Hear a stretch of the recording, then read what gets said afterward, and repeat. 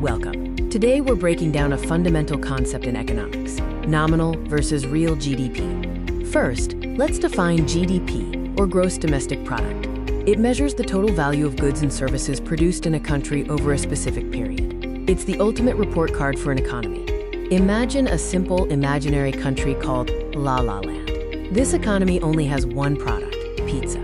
In La La Land, a pizza shop consistently produces 100 pizzas every year.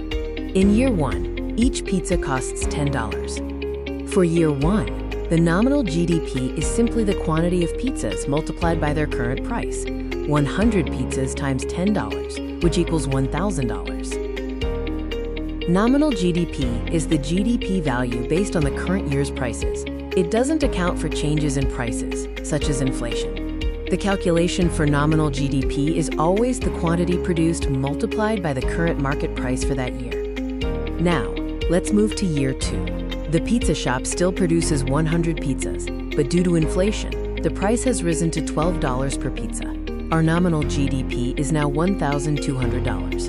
Nominal GDP went up from $1,000 to $1,200, which suggests the economy grew by 20%. But wait, the pizza shop still only produced 100 pizzas. This is misleading.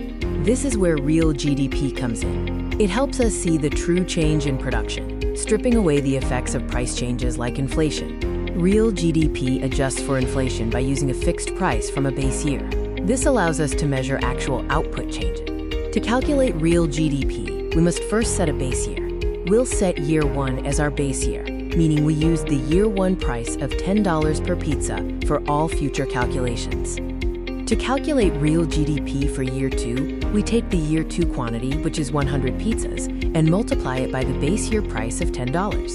The real GDP is $1,000.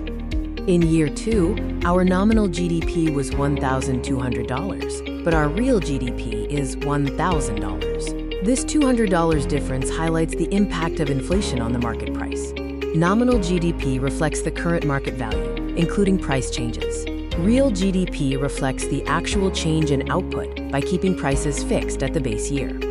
Real GDP is the better measure of true economic health because it tells us whether the economy is actually producing more goods and services independent of rising prices.